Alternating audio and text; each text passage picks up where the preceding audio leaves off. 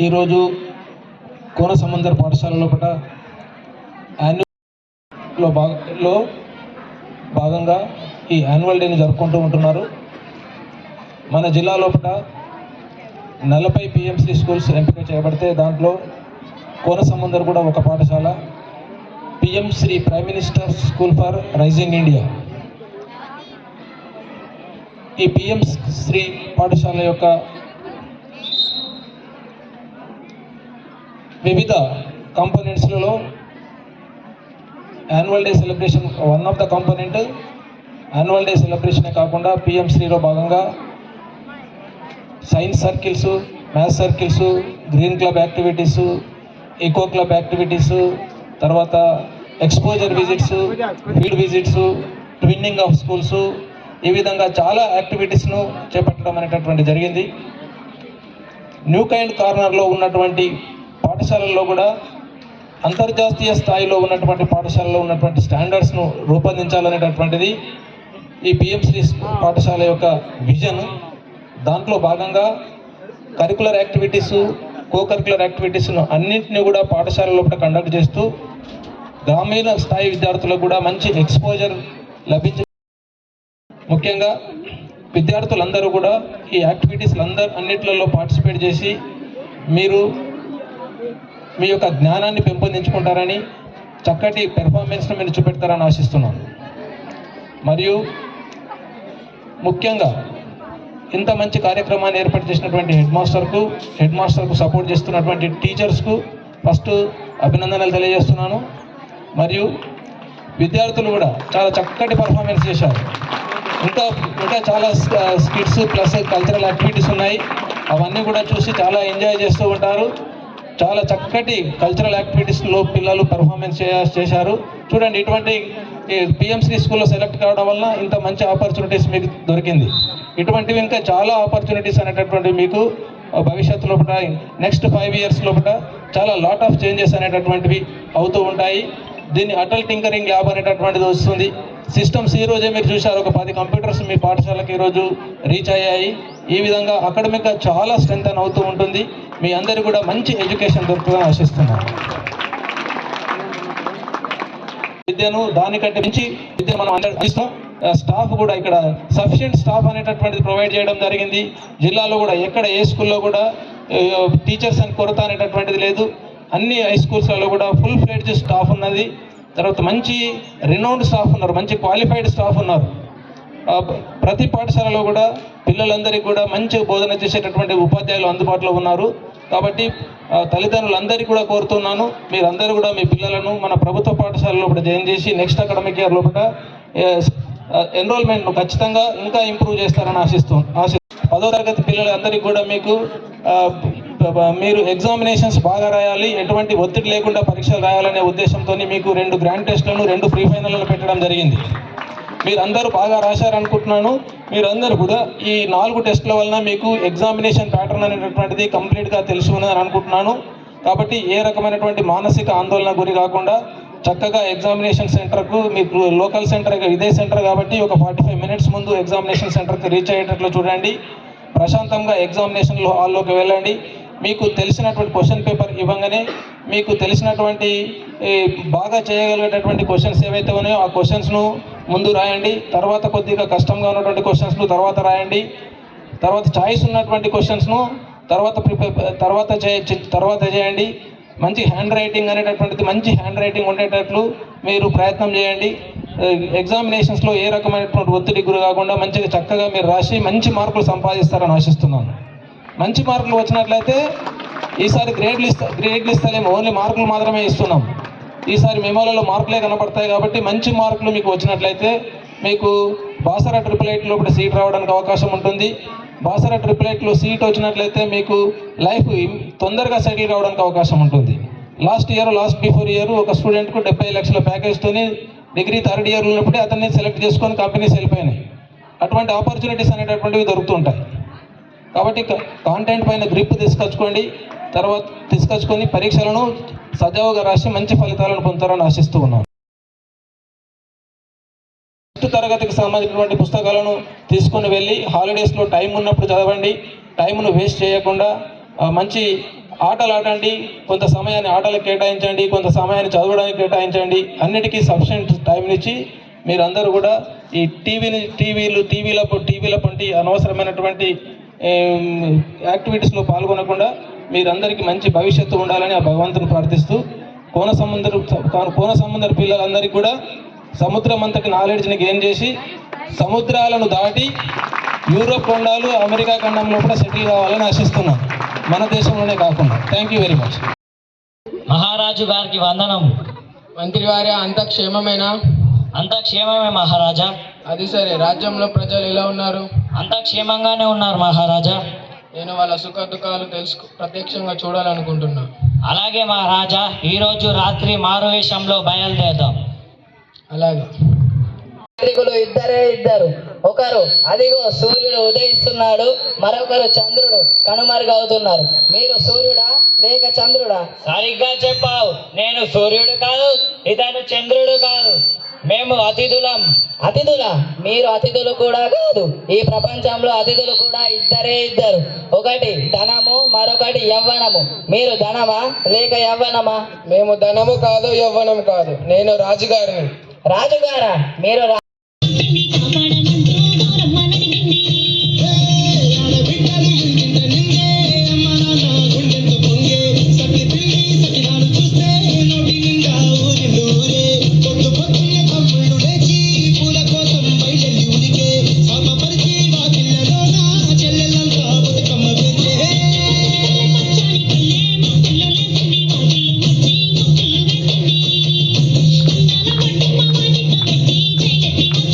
Thank you.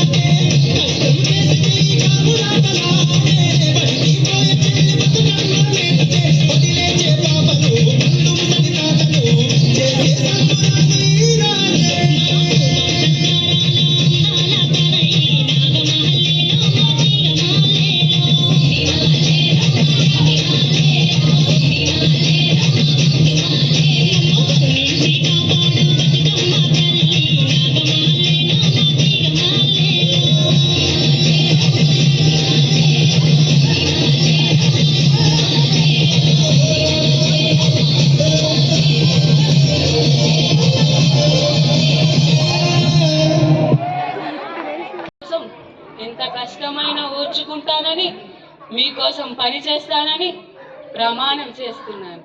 హ! అలా ప్రమాణం చేసిన నేను మరెందరో ఆడవారికి రుద్రదేవునిగా పరిచయం అయ్యాను. మా నాన్న గణపతి దేవునికి పుత్ర సంతానం లేదు, అందుకని నన్ను మీ అందరికీ రుద్రదేవునిగా పరిచయం చేశారు. నా ఈ పాలనలో నేనెంతో కష్టపడ్డాను. ఆఖరికి వస్తే మన రాజ్యాన్ని గెలిపించాను. అలా సుభిక్షంగా జరుగుతున్న ఈ పాలనలో నేను మీ రుద్రమ్మదేవిని అని తెలిసింది. ఒప్పుకోలేదు. కొంతమంది సామంతులు నన్ను ఒప్పుకోలేదు. బాధపడ్డాను. మా నాన్నని అలా నిలదీస్తుంటే ఎంతో బాధపడ్డాను. సహించలేకపోయాను. నాకెంతో కోపం వచ్చింది. అప్పుడు నేను అన్నాను, ఆడవారైతే కష్టపడుతున్నారు కదా, నేను రాజుని అని తెలిసినప్పుడు నాకందరూ జైలు కొట్టారే, నేను రాణిని అని తెలిసినప్పుడు నన్నెందుకు నిలదీశారు? ఆడదంటే అంత చులకనా? నా ఈ కోపంతో కొంతమంది సామాంతులే ఎదురు తిరగలేకపోయారు. నాకిదో లెక్కనా? నేను భయపడలేదు. ముందుకు వచ్చాను. ఎంతమంది వచ్చినా వారిని ఓడించాను. అక్కడే అర్థమవుతుంది ఆడవాళ్ళు ఆదిశక్తి స్వరూపులు అని. అప్పుడు మొదలైంది నా ఈ అద్భుతమైన పాలన. అలా జరుగుతున్న ఈ పాలనలో ఒక గొడవ, అది కూడా ఒక నది కోసం. సహించలేకపోయాను. ఎంతో కోపం వచ్చింది. అప్పుడు నేను అన్నాను, ఒకే తల్లి పాలు త్రాగి అన్నా చెల్లెళ్ళు అక్క చెల్లెళ్ళు అయినప్పుడు ఒకే నది నీరు త్రాగి ఒరిగేవాళ్ళం. అన్నా చెల్లెళ్ళం అక్క చెల్లెళ్ళం కాలేమా? నా ఈ మాటలతో ఎంతో మంది కలిశారు. ఎన్నో రాజ్యాలు కలిశాయి. ఇప్పుడు సుఖంగా జీవిస్తున్నారు. నేను రాజు అన్నప్పుడు నాకు జేజేలు కొట్టారు. నేను రాణి అని తెలిసినప్పుడు నన్ను నిలదీశారు. ఆడదంటే అబల కాదు, సబల అని నిరూపించింది ఈ రుద్రమదేవి. వర్ణించదగ్గ రీతిలో ప్రజాపాలన చేస్తుంది ఈ రుద్రమదేవి.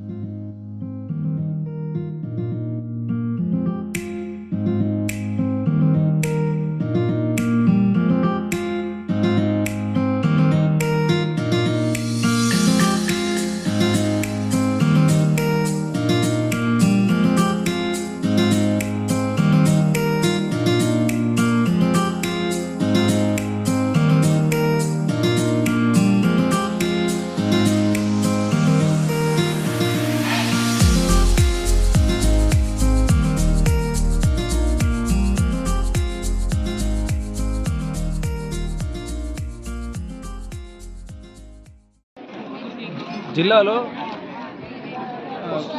జడ్పిహెచ్ఎస్ కోనసముందర్ పిఎంశ్రీ స్కూల్లో ఎంపిక కాబడ్డది. జిల్లాలో ఎంపిక కాబడినటువంటి 40 పాఠశాలలో ఇది ఒక పాఠశాల. దాంట్లో భాగంగా ఈరోజు యాన్యువల్ డేని జరుపుకుంటున్నారు. విద్యార్థులందరికీ కూడా యాన్యువల్ డే లోపల విభిన్న రకాలైనటువంటి కల్చరల్ యాక్టివిటీస్లను పెర్ఫామ్ చేపించి పిల్లలందరికీ కూడా ఒక నూతన ఉత్సాహాన్ని నెలకొల్పడం జరిగింది. పాఠశాలలను ఉన్నటువంటి విద్యార్థులందరికీ ఆల్రౌండ్ డెవలప్మెంట్ జరిగే విధంగా పాఠశాల లోపల కృషి అనేటటువంటి జరుగుతున్నది. పాఠశాల లోపల science circles, maths circles, Atal tinkering lab, computers అనేటటువంటివి సప్లై చేయబడ్డాయి. ఎన్నో రకాలైనటువంటి academic and curricular and cocurricular యాక్టివిటీస్ని జరిపించి ప్రైవేట్ పాఠశాలలకు దీటుగా ఈ ప్రభుత్వ పాఠశాల లోపల విద్యను అనేటటువంటిది అందజేసినటువంటిది జరుగుతుంది. కాబట్టి తల్లిదండ్రులందరినీ కోరడం ఏమిటంటే మీ పిల్లలందరినీ కూడా ప్రభుత్వ పాఠశాల లోపల జాయిన్ చేయించి మీ పిల్లల అభివృద్ధి ప్రారంభమవుతున్నాయి. ఎటువంటి ఒత్తిడికి గురి కాకుండా మీరు పరీక్షలు రాస్తారని ఆశిస్తున్నాను. ఆల్రెడీ మీరు 2 గ్రాండ్ టెస్టులు, 2 ప్రిఫైనల్ టెస్టులు రాసి ఆత్మవిశ్వాసంతో మీరు పరీక్షలు రాయడానికి సంసిద్ధులై ఉన్నారని అనుకుంటున్నాను. కాబట్టి ముందుగానే ఒక 40-45 నిమిషాల ముందు పరీక్షా కేంద్రానికి రీచ్ అయ్యి క్వశ్చన్ పేపర్స్ను ఇవ్వగానే ఎగ్జామినేషన్ హాల్ లోపలికి ఎంటర్ అయిన తర్వాత క్వశ్చన్ పేపర్ ఇన్విజిలేటర్ ఇచ్చిన తర్వాత క్షుణ్ణంగా ప్రశ్నపత్రాన్ని చదివిన తర్వాత ఏ ప్రశ్నలు అయితే మీరు ఆత్మవిశ్వాసంతో రాయగలుగుతారో వాటిని ముందు రాసిన తర్వాత కఠినంగా ఉన్నటువంటి ప్రశ్నలను తర్వాత రాయాలని ఆశిస్తున్నాను. చక్కటి హ్యాండ్ రైటింగ్తో తర్వాత మార్జిన్లు కొట్టుకొని బ్లూ అండ్ బ్లాక్ పెన్ మాత్రమే యూజ్ చేసి క్వశ్చన్ పేపర్ ఆన్సర్స్ రాస్తారని ఆశిస్తున్నాను. ఈ సంవత్సరము ఒక 2 చేంజెస్ అనేటటువంటివి ఉన్నాయి. మొదటి చేంజ్ అనేటటువంటిది 24 పేజెస్ ఆన్సర్ పేపర్ బుక్లెట్ అనేటటువంటిది ఇవ్వడం జరుగుతుంది. గతంలో main answer booklet plus additional sheets ఇస్తుండే. ఈ సంవత్సరం అది లేదు. కేవలం 24 పేజెస్ ఆన్సర్ బుక్లెట్ ఇవ్వడం జరుగుతుంటుంది. Physical science and biology science అయితే 12 పేజీల ఆన్సర్ బుక్లెట్ ఉంటుంది. తర్వాత గ్రేడ్ల బదులు మార్కులు అనేటటువంటిది ఈ సంవత్సరం ఇవ్వడం అనేటటువంటిది జరుగుతుంది. ముఖ్యంగా క్వశ్చన్ పేపర్ పైన ఈసారి QR కోడ్ అనేటటువంటిది ముద్రించబడుతుంటుంది. దాన్ని స్కాన్ చేయడం కానీ, ఫోటో కాపీ చేయడం కానీ, సెల్ ఫోన్తో కాపీ చేయడం కానీ అటువంటిది ఎవరు చేసినా కానీ ఇమీడియట్గా అది ట్రేస్ అవుట్ అనేటటువంటిది చేయొచ్చు. కాబట్టి మాస్ కాపీయింగ్ కానీ, మాల్ ప్రాక్టీస్ కానీ ఛాన్స్ లేకుండా ఈ సంవత్సరం 10వ తరగతి పరీక్షలు నిర్వహిస్తాం.